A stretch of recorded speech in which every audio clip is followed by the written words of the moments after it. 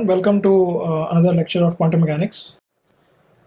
Now today in this lecture we'll discuss Dirac notation. So Dirac notation was first given by Dirac. This notation is very useful in writing down expressions in quantum mechanics. So this is also known as Bra-Ket notation.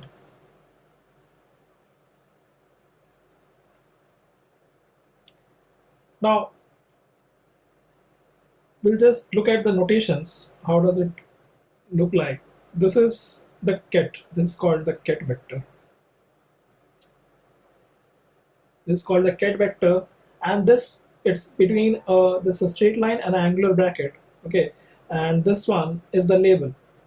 It's label. It can be anything. Like it could be n, representing nth state. Right. Now it could be 0. Say this representing the ground state. So this is a label. Okay, and say it's 1. So we can write this is first excited state.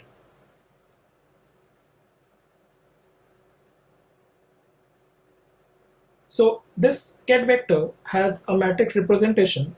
In matrix format, it is basically a column vector.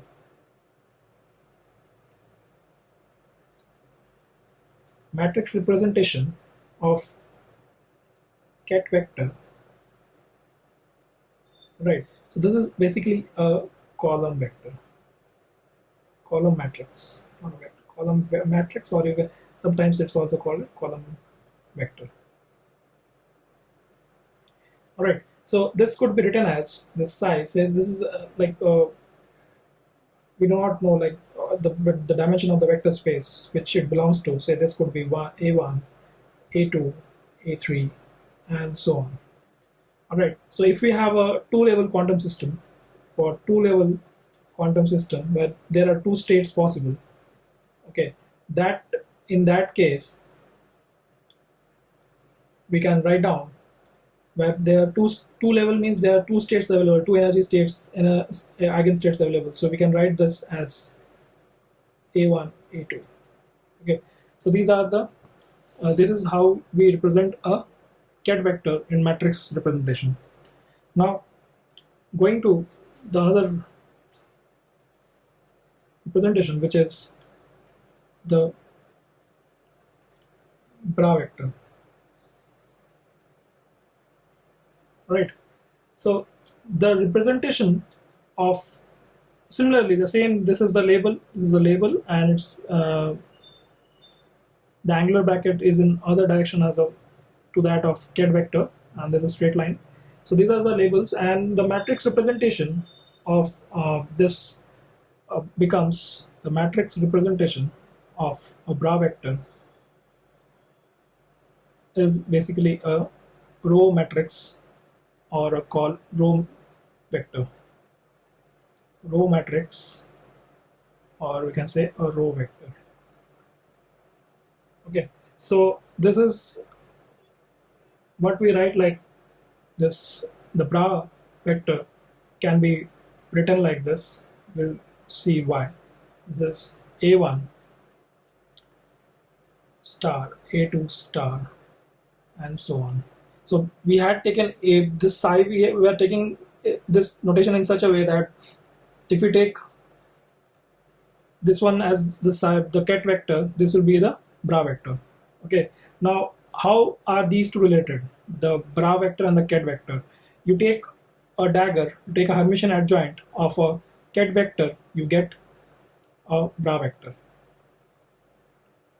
And if you take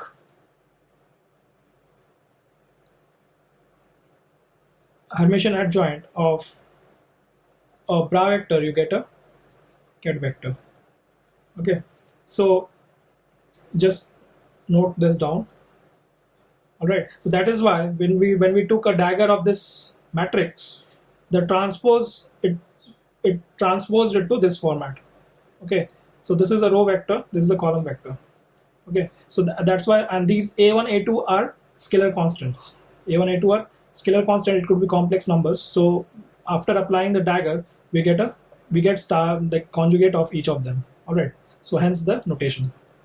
So in this thing, we'll say that the conjugate transpose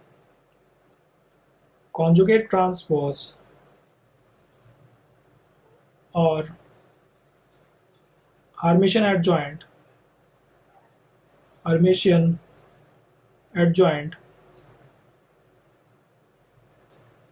of a ket vector gives a bra vector, and vice versa. That means that if you take a Hermitian adjoint of bra vector, you'll get back a ket vector. All right. Thank you for watching. Have a great day. If you find these lectures useful, then please like, subscribe, and share with your friends.